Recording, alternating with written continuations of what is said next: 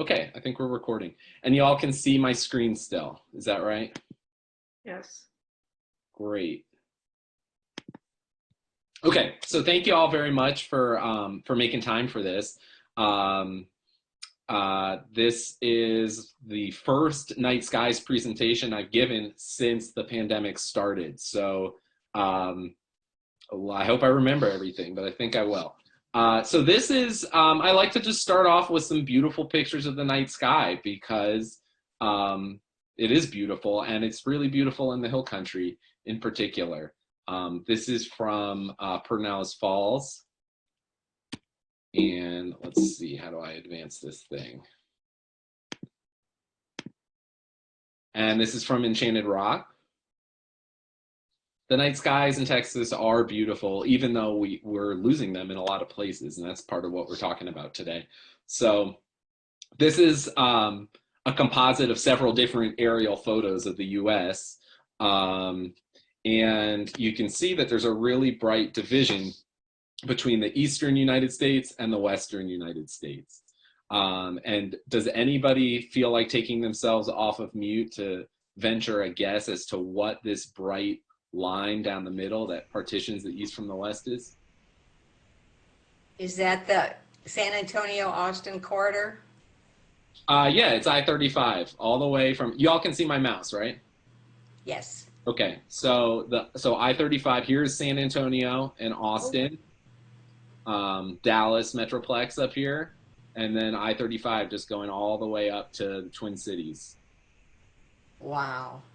And the reason for that is that population density is a lot higher to the east of I-35, generally speaking, than it is to the west of I-35. So what we're seeing here really is differences in population density across the US. It's not necessarily so that a more dense population has to produce so much more light pollution. You know, it's just about making good outdoor lighting choices as you develop and as communities grow, but that's also part of what we're going to talk about today. But in any case, this represents really traditional development practices and disparate population densities across the country.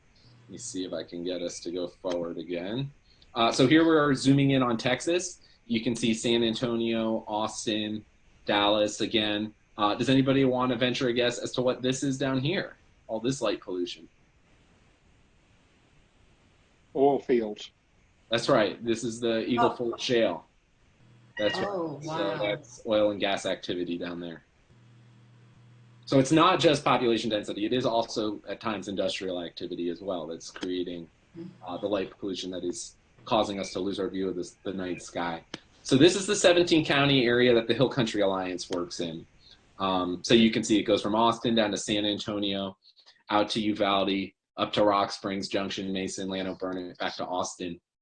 And it's the same dynamic playing out here. So I-35 has a whole lot of light pollution, and as you get west of I-35, the skies start to clear up and the stars become more visible.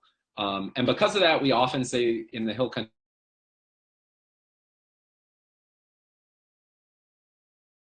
that we're on the edge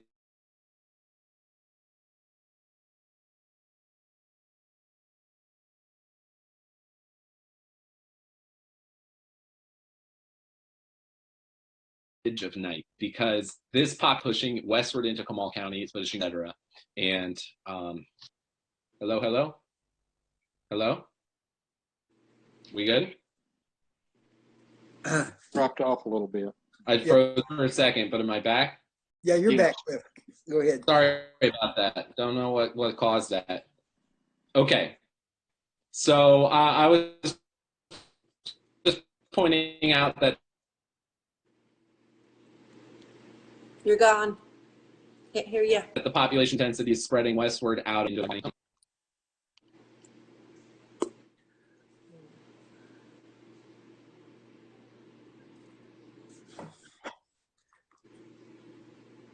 Hey, Did I freeze up again?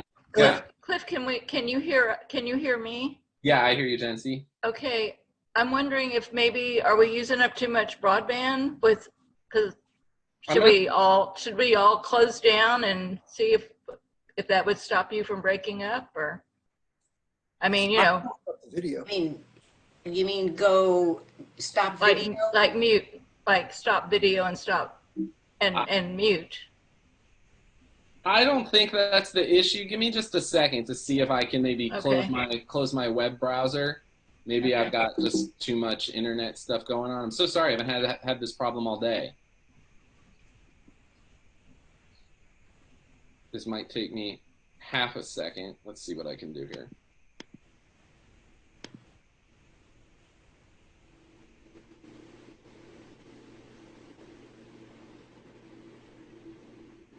Also, Cliff, this is Marnay. Good evening. My daughter, who does a lot of Zooms with her teaching, says if everybody turns off their camera, it will help you focus on what you need.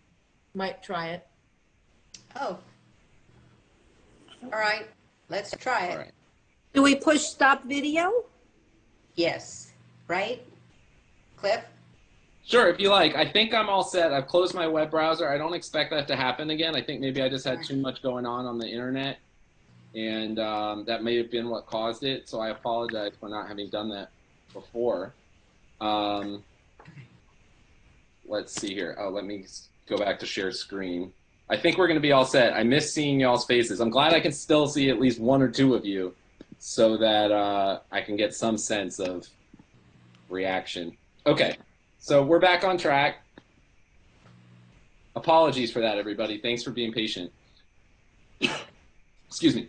So yeah, the point here on this slide is simply that, as we know, the population density is pushing westward out of I-35 into Comal County and elsewhere. 4 out of 5 people in North America cannot see the Milky Way from where they live. And I would suspect that that's the case in most of Comal County, but not all of Comal County, or at least a good chunk of Comal County, maybe not yet most, and maybe we can keep it that way. And the reason that 80% of the country cannot see the Milky Way where they live is because of places that are lit like this. This, of course, is San Antonio. And places that are lit like this. This could be a rural community, really anywhere in the hill country.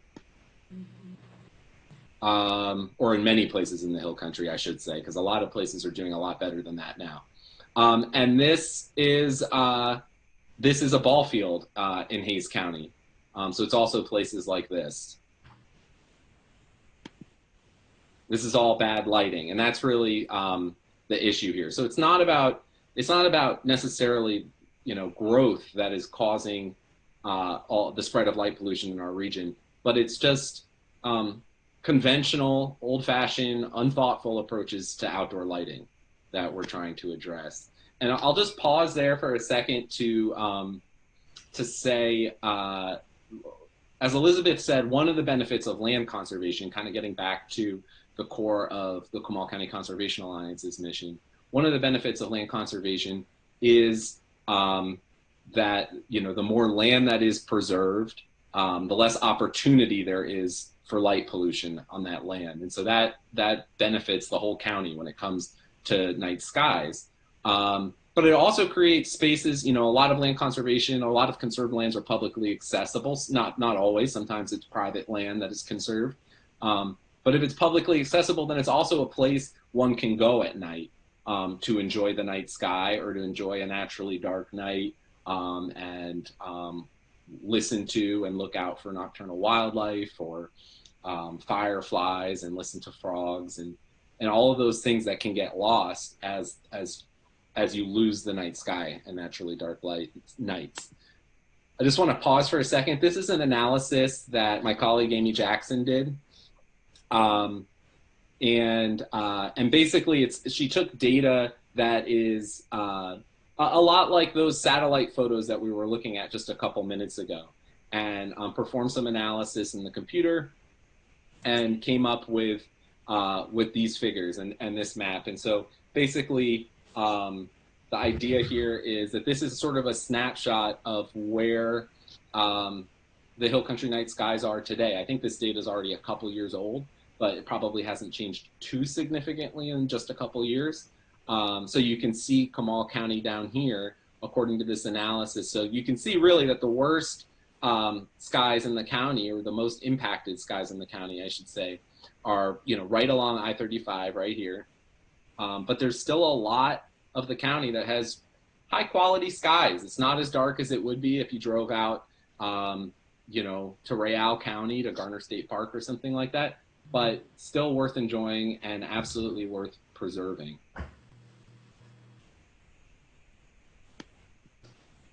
So what is light pollution? We're going to do just like a real quick light pollution 101. I'm going to try and pick up the pace too, so I can make it in 20 minutes. So there are a few general categories of light pollution that we talk about.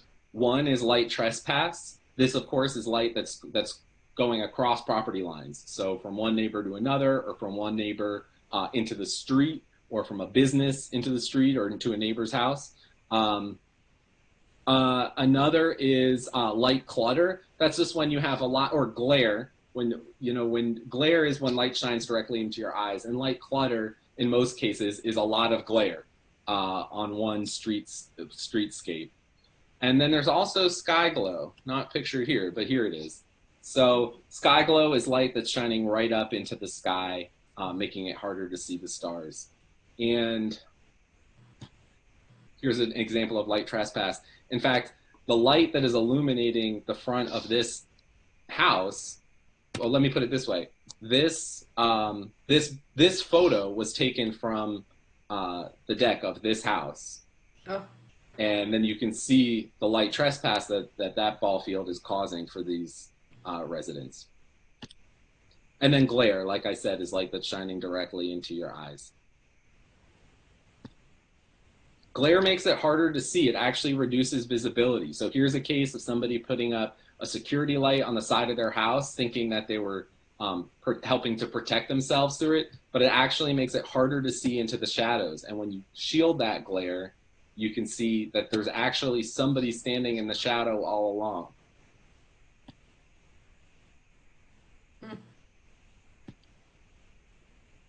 So again, it's not about no light. It's just about smart light that is shielded and shining where it's needed, and that actually enhances your ability to see at night. Why does light pollution matter? Well, pretty much everyone enjoys looking at the night sky, and that's part of our heritage as Earthlings, really, or as humans. And it's a part of human culture, all the way back to the beginning, and it still allows us to experience a sense of wonder that few other things in our day-to-day can provide. There's also impacts on wildlife. So everything from the migrations of subtropical migratory birds like golden cheek warblers, for instance, or painted buntings, to fireflies that need to find one another to reproduce. And if there's too much light pollution, they can't find each other to reproduce, and they'll stop living in that area. Or deer, pictured here. They get signals about when it is time for them to reproduce based on the changing of the seasons and the lengthening of the day and the shortening of the day through the year. And so if there's too much light pollution, then they're not getting those signals appropriately either. Really, all life on Earth is evolved to have dark nights and light days. And so that applies to us as well as humans. And some of the major health impacts are, well, first of all, the blue wavelength in light, and we'll talk a little bit more about the different wavelengths that are present in our artificial light, but particularly the blue wavelength, which is higher in most LEDs, or in many LEDs, impacts our body by suppressing our melatonin production. It indicates to our bodies that it's daytime because we're seeing blue light. Even though the light looks kind of white and bright, like this street light in this image here, there's blue wavelength within that. And that indicates to our bodies that it's daytime. So our bodies inhibit the melatonin production that we would have ordinarily at night. That makes it harder for us to sleep and for our bodies to recover. That, of course, has knock-on effects for our metabolism, for mental health, And there have been studies that find higher incidence of breast and prostate cancer in people who are exposed to a lot of artificial light at night. Typically, that's people who work, say, the night shift in a hospital or in a convenience store. But that's an extreme case of what artificial light at night can do to our bodies. One reason that people use outdoor lighting, of course, is for security. As I showed you in those other pictures, more light doesn't necessarily mean more secure. And so you can see another example of that here. When the light is unshielded and shining out of the street, it's actually harder to see what's in the shadow than it is when it's shining down. Similarly, just as glare makes it hard for us to see, what's in the shadows near our homes, it also makes it harder for us to see on the road. So if you're pulling out of a brightly lit gas station back onto a country road, it can actually take upwards of 20 minutes for you to recover your night vision. So that, of course, makes it more dangerous on the road. And then there's financial impacts. So there's sort of two sides to this. One is wasted electricity. It's estimated that about 1/3 of all outdoor lighting is actually shining where it's not intended, in most cases up into the sky or onto a neighboring property. And that's estimated to amount to about $3 billion a year annually. And then the other impact is the lost opportunity to draw people to your community for to enjoy the night skies. So astrotourism is a growing sector of the tourism economy, which is really important to our region, as you all know. And these are just some headlines from the last several years. This is actually out of date, and if I updated this with more recent articles, I'd still find a bunch. This slide just happens to be from 2017. And the National Park Survey did a study that found that parties that stay overnight in a community end up spending about 4 times as much as those that don't stay overnight. I mean, this is pretty intuitive, of course. They need to sleep somewhere. They're going to have to eat more meals. So, and by definition, a family that comes to the hill country to enjoy the night skies is staying overnight. So that's just part of the economic draw. This is just another beautiful hill country night sky. So what makes for good lighting? First of all, it's only on when it's needed. So it's not on all night unless it truly needs to be on all night. So that means putting lights on switches or on motion sensors so that those lights, for instances of, say, security or on a walkway to your home or in your driveway, that those lights only come on when someone is approaching, whether that's you or someone else. No more than is needed for a specific task. So this is a before and after from Big Bend. I believe this is from Big Bend National Park. And as you can see, they realized that they didn't need all of the light on this porch at night. They could actually just illuminate this display so that folks driving by would know it was there. And when you approach, the lights come on the porch. So that's the use of motion sensors, recognizing that all we need here is just enough light to signal to people passing by that there's something of interest here, and then we can light it for them as they approach. So this is starting to get at the issue of the color of wavelengths that are present in the light. I alluded to this earlier. Basically, the way that the color of light is talked about in technical circles is using this term correlated color temperature. It's kind of unnecessarily esoteric in my opinion, but it is what it is. And so the number to look for, and by the way, whenever you go to the store to buy a light bulb, you will find this lighting facts label on it. And you can look down here where it says light appearance, and you want to look for something that's under 3000 K. That's the light that's more warm, closer to, an amber color or a warm white rather than these cool blue colors to the right. Those, like I said, they have less blue wavelength, which is less damaging to your health and is less damaging to wildlife.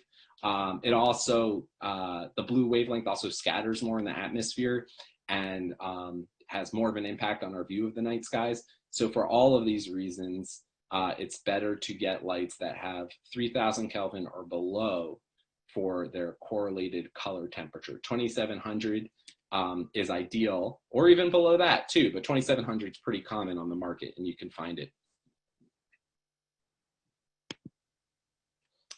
So still talking about what is good lighting.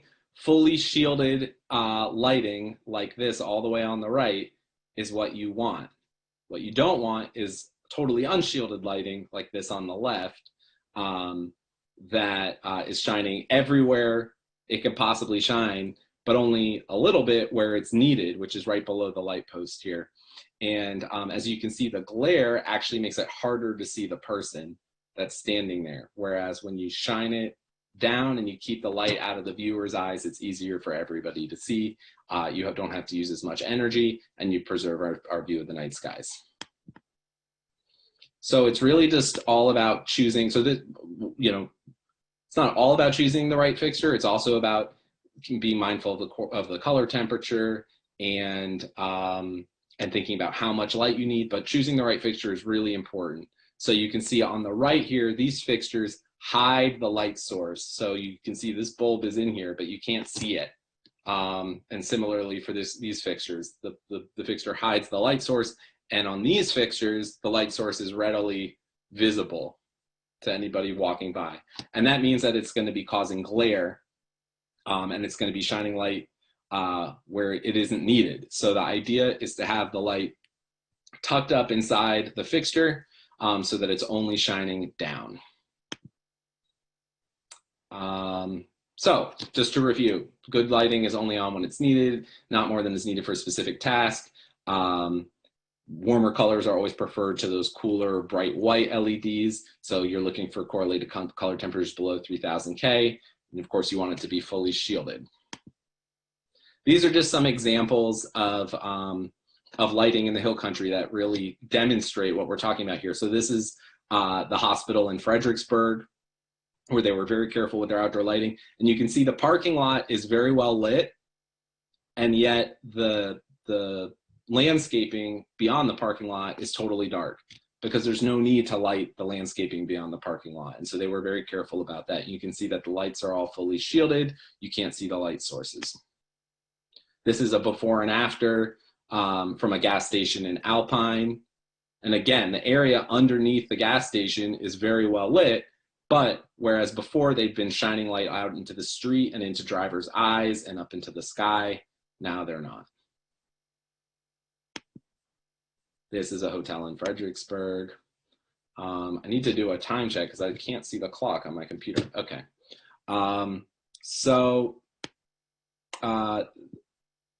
Any vendor of fixtures can say that their light is dark sky, but you have to know what you're looking for because there's nobody that regulates whether or not it's really dark sky. So this is an example of a fixture here on the left where you can clearly see the bulb right there. So that means that there's going to be a lot of glare. There's going to be light shining up into the sky, over into neighbors' properties.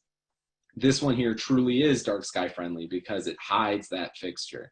And that's the key thing. The International Dark Sky Association, which is based out of Tucson, and this is kind of their singular focus, is about dark sky preservation across the globe.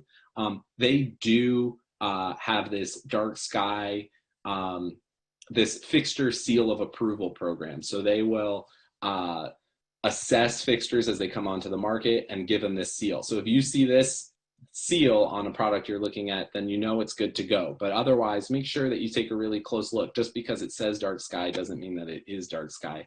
And you don't always need to change out a fixture if you want to improve lighting at your home. So this is a really typical fixture that you can see almost anywhere in the US because they're very cheap.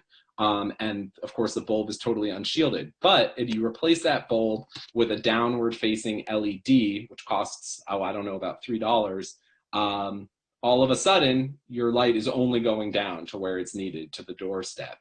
And so that's just a really easy fix. You don't always have to, switch out a fixture. Sometimes it's just about getting the right bulb and being thoughtful about it.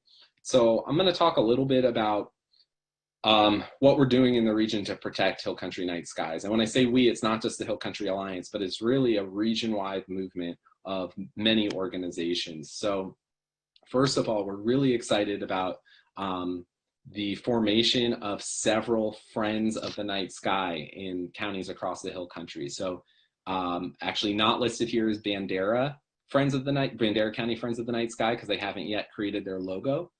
That's one of the newest groups. But you can see here there's 7, and so if we include Bandera, there's 8 friends groups across the region that have a singular focus on preserving our night skies. And of course, Comal County Friends of the Night Sky is one of them. And Larry Wells from that group is here. Wayne Gosnell from the Blanco County Friends of the Night Sky is here. There may be others here who I've missed or haven't noticed that they've, come in since I've started talking, but we will visit with them in just a couple minutes. It's not just Friends of the Night Sky groups, but it's also other partners that are really important to this work. So Texas Parks and Wildlife, of course, the Comal County Conservation Alliance, thank you for having me. The San Antonio Astronomical Association, they put on, when it's not COVID, they put on monthly star parties out at Guadalupe State Park, so I wanted to mention them. And also Joint Base San Antonio, it's very important to the military in our region to preserve night skies, especially around Camp Bullis, because they do a lot of nighttime training there and they use night vision goggles. And so they are very invested in the preservation of our night skies, particularly in Comal, Kendall, and Bexar counties. So I just also wanted to make sure to flag that. But what we do to promote night sky preservation is a lot of what you might expect. So we hold star parties. And when I say we, again, it's not just Hill Country Alliance, but a whole constellation of partners. So we hold star parties so that people who had never before gone out and looked through a telescope, whether it's at the moon or at a star or at a planet, can have that experience. We work with schools, which of course is fun and exciting, but also really important to get the next generation tuned into to both what's happening in the night sky and also what we can do as communities to protect our view of the night skies. Of course, public presentations and conferences. And all of this is happening right now, in particular, as part of Hill Country Night Sky Month. So we're really excited about Hill Country Night Sky Month. This is the first ever Hill Country Night Sky Month. And we hope that every October from here to eternity will also be a Hill Country Night Sky Month. It's a regional celebration that anyone who wants to participate by putting on an event or holding some kind of competition or doing any number of things can participate in, and of course, or just simply attending an event. We try and use it as a month to promote lots of outreach and educational events, also lighting retrofit projects, at the local ball field or the library. Also policy updates, so updates to local ordinances or other kinds of policies, whether it's at a municipality or at a school district. We make it official by working with local governments to adopt proclamations proclaiming October to be Hill Country Night Sky Month. And actually, I think as we speak, the cities of Bulverde and Spring Branch are both adopting Night Sky Month proclamations tonight. Garden Ridge has already done so, and Comal County has already done so. There's actually 25 jurisdictions across the region that have adopted these proclamations, and there's lots more information at nightskymonth.org. And this is really, like I said, it's the first time we've done it, and of course we're doing it during a pandemic, so it's a little bit different than we had expected. But nevertheless, we're really excited, and we're excited about seeing this grow and develop. And so I just welcome also everyone's input into what we could do to make it even more fun and more effective next year. And then we also have some recognition programs that are just worth mentioning briefly. So we have a Night Sky Friendly Business Recognition Program, and I have to give a nod to Wayne Gosnell, who's on the call, because this was really his idea that he took off and ran with in Blanco. Probably 10 or more years ago, I would guess, is when he started that program. And and worked with HCA, with the Hill Country Alliance, on it. And now we run that program in a few communities. And Night Sky Friendly Neighborhood Program is a newer program where, HOAs that adopt outdoor lighting policies that are dark sky friendly can become a night sky friendly neighborhood and use that in their marketing and use that in the education in their community. And that can be valuable as well.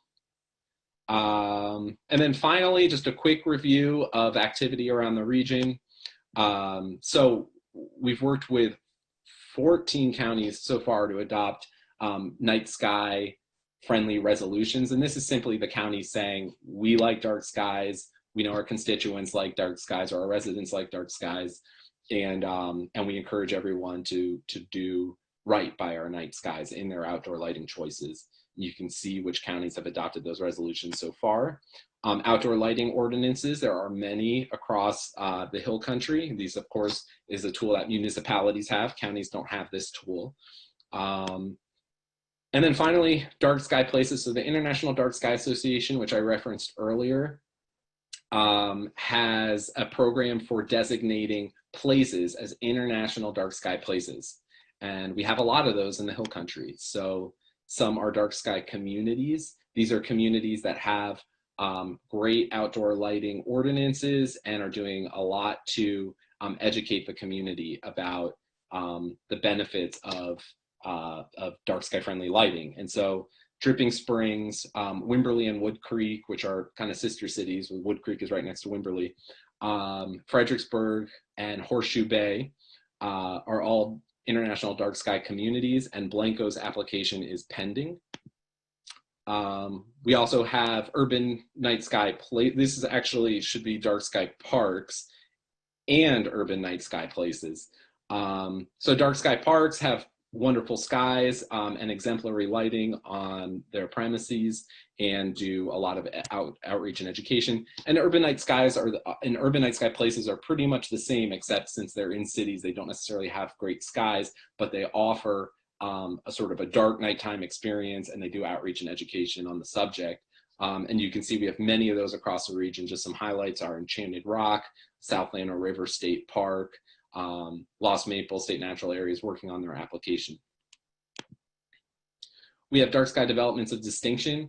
These are communities that, these are generally like neighborhoods that have some really strong activity in their community. And in some cases they have policies in place, and in some cases there's no HOA, so there's no policy. But we have two of those designated communities in the Hill Country. They're both in Austin. One is Lost Creek and one is River Hills, or neighborhoods in Austin.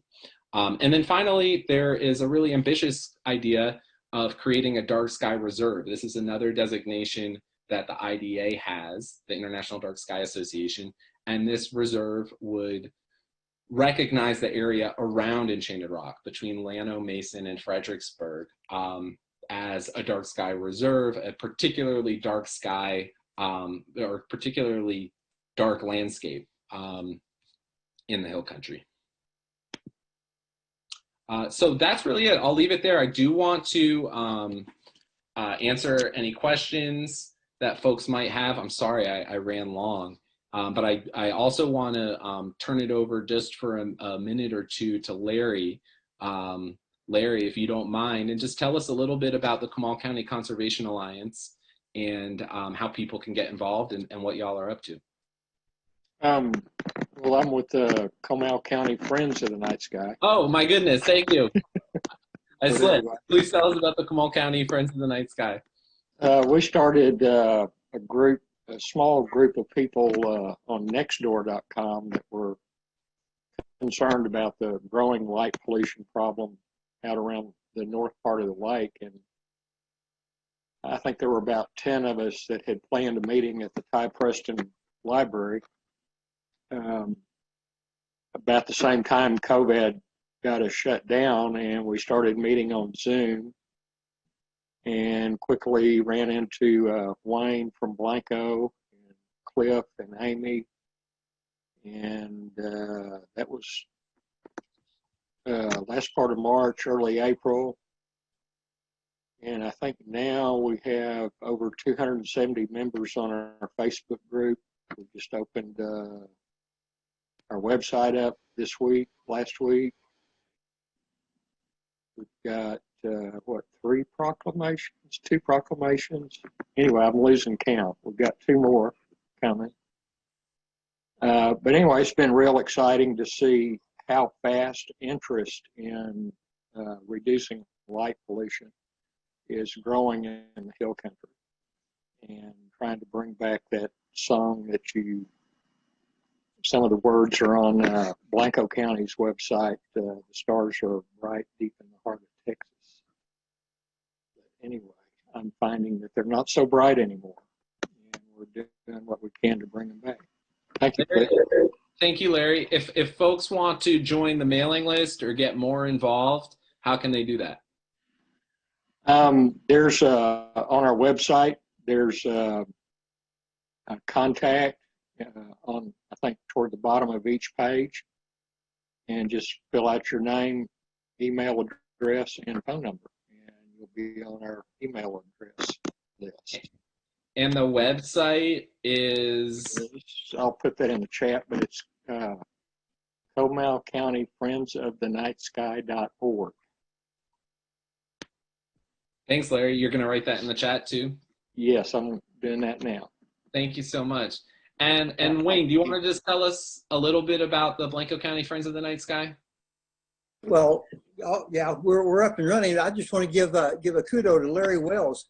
I mean, it is incredible. Everyone in Comal County needs to go to their website and look at their website. I looked at it today. Larry sent it out. Said we're up and running. Well, they're more than up and running. It is an outstanding website, Larry. I don't know. My hat's off to you. Absolutely outstanding website. Cliff, if you haven't checked that out, you need to. I'm going to steal a lot of stuff off of it. I think we stole a lot of it off of your site. But, well, and Steve.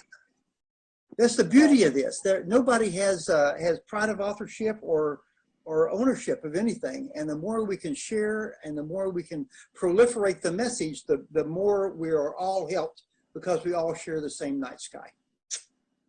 Very good.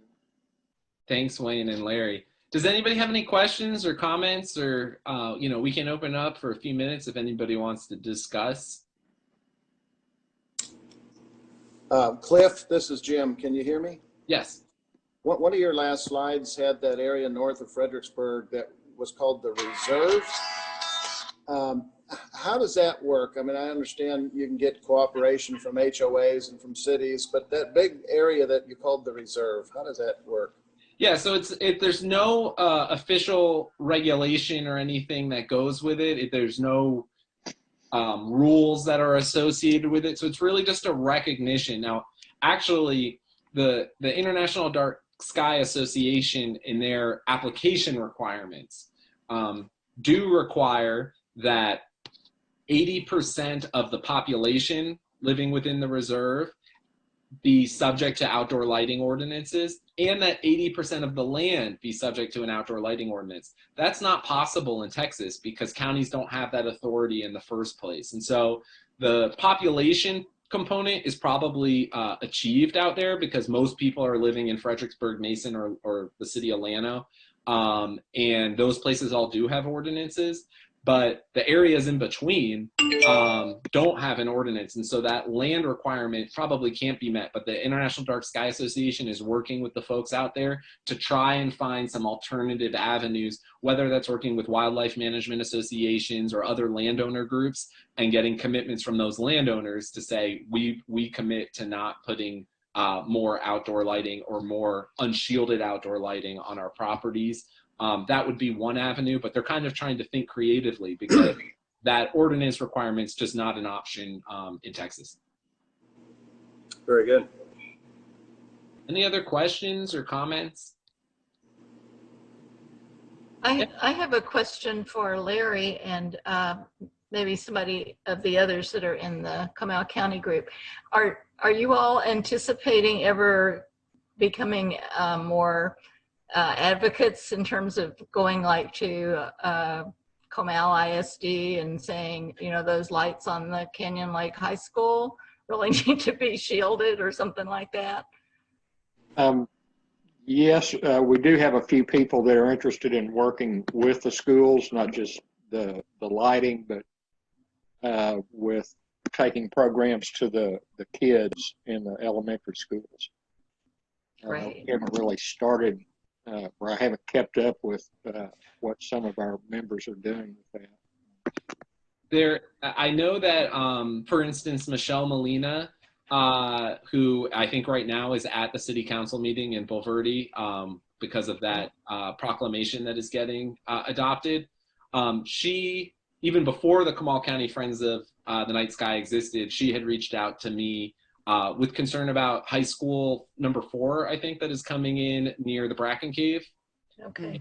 And she's, bye, Jim and Cindy. Thanks for joining us. Thank you for Thank having you for us. having Great us. presentation. Thank you. Thanks so much. And so I know that she has interfaced with the ISD some on the construction of high school number 4, and they've given some verbal assurances that everything will be taken care of as far as lighting, particularly I think because the Bracken Cave is right there. But you know, we need to stay vigilant. Let's just say that. Other questions or comments? Yeah, Elizabeth. I have a question. Of the 20 of us that are here, does anybody have a place in Comal County to recommend if I said, I want to go out on Friday night to the best spot in Comal County to see stars? Where should I go? Right now, I don't really have any great spots, but I haven't really sought any out. The New Braunfels Astronomy Club, Yeah. prior to COVID, hosted a star party at the library by the dam once a month. They've got a Right. I wonder if walking out on the dam, what do we call that? The walk across the dam there, if that's good. Have anybody done that?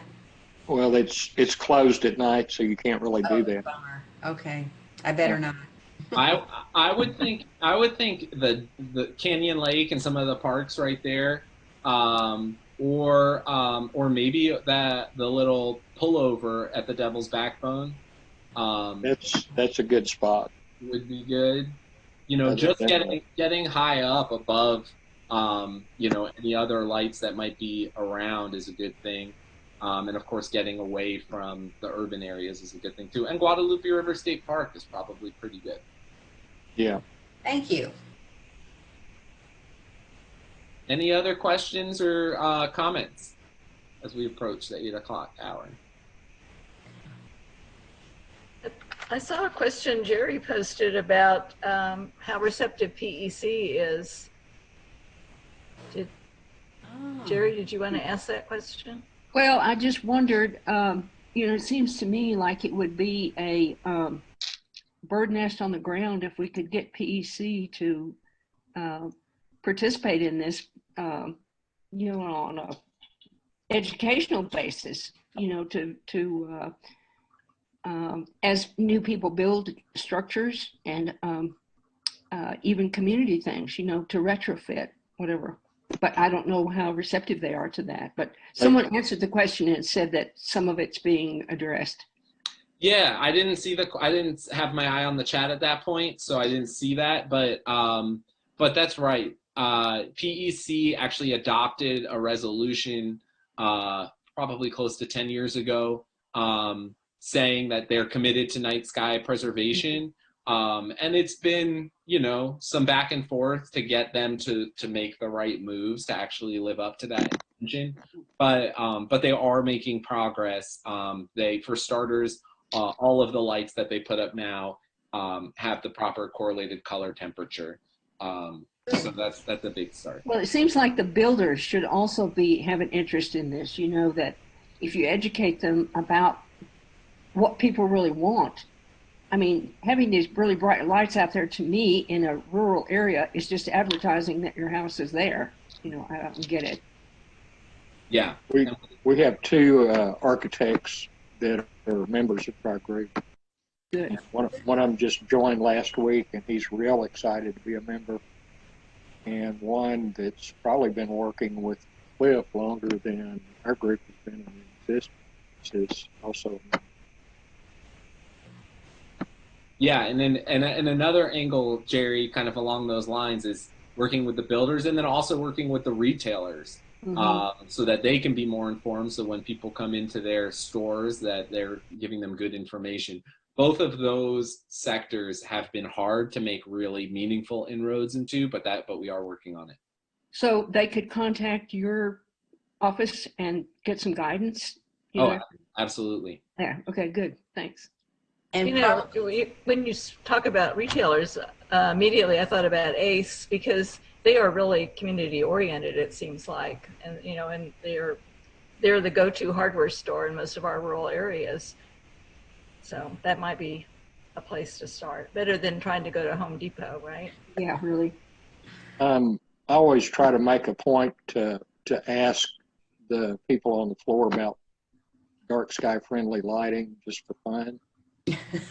And what I did stop by Lowe's and Home Depot last week and noticed that the Lowe's there on I-35 in New Braunfels has a real good selection of outdoor dark sky approved lighting.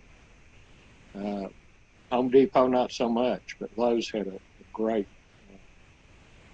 and Well, if Larry, we in stock. start asking for it, they'll carry it. Right. right, and Larry, did the salespeople in the lighting department at Lowe's seem to know how to sell it, what to sell, what the point was? Not really. And that's one of the reasons I ask is to educate them. And I don't so much educate them, but occasionally some of them will know about the color quality and shielding. But of course, the younger ones don't. But they always try to help me find it, which that educates them. That educates them. And you And know, that's Ace and where's that? Sattler, they don't know anything about night sky friendly lighting.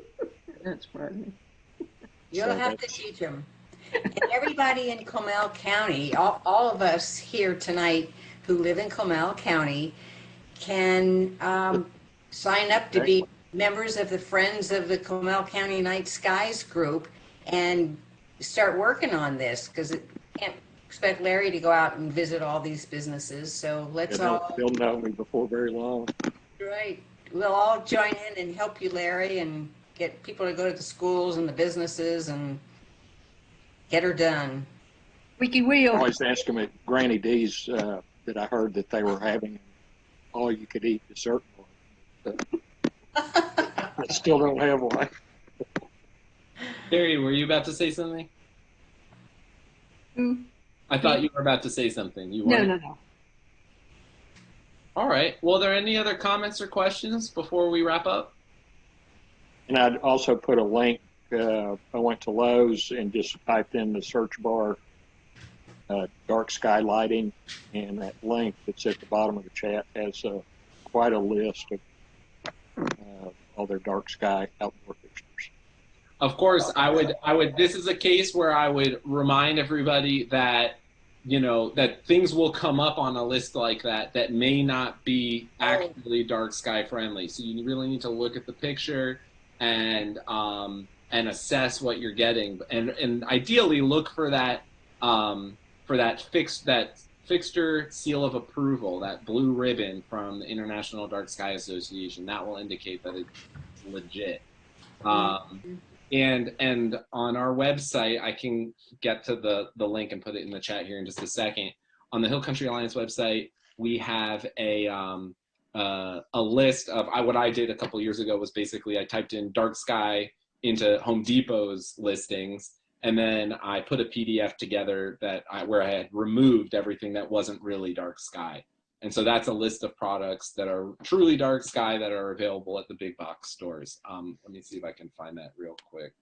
Oh, I don't think I'll be able to without frying my internet connection again. We'll see. But if you go to our website, you can absolutely find it there. Even if you just go to Hill Country, I'm putting this in the chat, nightskies.org. That'll take you right to our Night Skies page.